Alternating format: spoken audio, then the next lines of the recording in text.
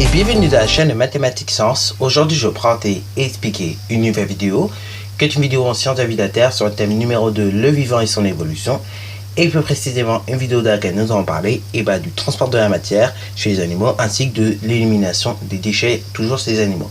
Donc là, voilà, c'est quand même un truc assez intéressant de voir justement comment les nutriments, donc tout ce qui est nécessaire à notre fonctionnement normal, justement et si vous voulez transmis, ok, voilà, et comment ça circule.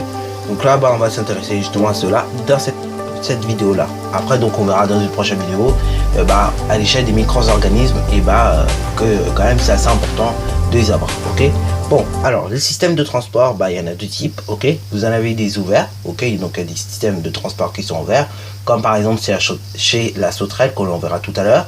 Mais également vous avez des systèmes de transport fermés, comme par exemple on verra aussi sur le ver de terre plus tard, ok. Voilà. Donc justement, dans tous les cas que vous ayez des systèmes de transport ouverts ou fermés, justement vous aurez une distribution des nutriments, ok. Donc des nutriments et également donc du dioxygène qui sont nécessaires au fonctionnement des cellules, ok. Cette distribution va se faire via le sang, ok, notamment, mais après donc ça va pas se faire qu'avec le sang, ça va se faire aussi avec les muscles et compagnie, ok. Voilà. Bon, également, justement, une fois que vous avez les éléments nécessaires qui sont apportés aux cellules, la cellule, qu'est-ce qu'elle va faire? Elle va tout simplement rejeter des déchets, ok, une fois qu'elle a effectué entre guillemets la transformation chimique. Donc elle va rejeter des déchets, donc des déchets azotés comme l'urée ou bien comme le CO2, ok. Le CO2 d'ailleurs est éliminé au niveau de l'appareil respiratoire, ainsi que les déchets azotés sont éliminés par des systèmes de filtration de liquide qui circulent, ok. Voilà. Petit rappel d'ailleurs, le CO2 ça veut tout simplement dire le dioxyde de carbone, ok. Pour ceux qui auraient oublié, qu'est-ce que ça veut dire? À ne pas confondre avec le dioxygène que l'on note O2, ok. Voilà. Vous vous rappelez aussi également que le petit 2 des molécules se note en bas, ok, puisque c'est une molécule.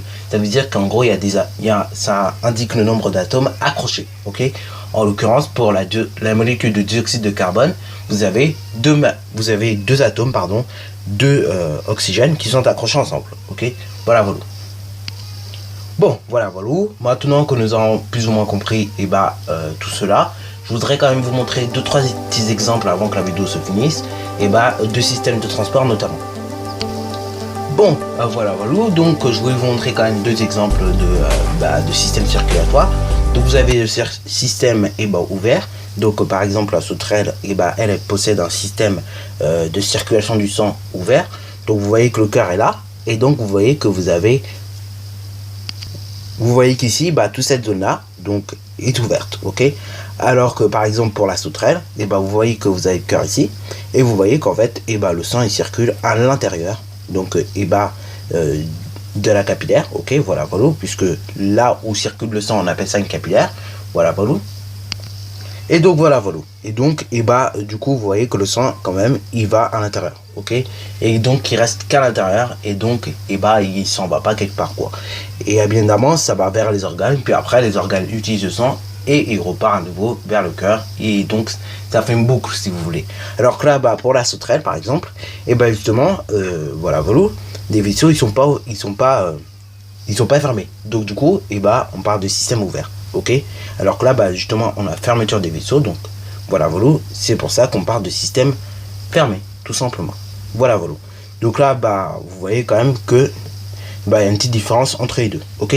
Mais que néanmoins le sang il circule quand même tout de même correctement, ok. Donc voilà. Vous avez pu voir quand même deux exemples assez intéressants. Sur ce, donc c'est déjà la fin de cette vidéo. Si tu as bien aimé, n'hésite surtout pas à liker, à commenter, et bonne réussite à toi en mathématiques et en sciences.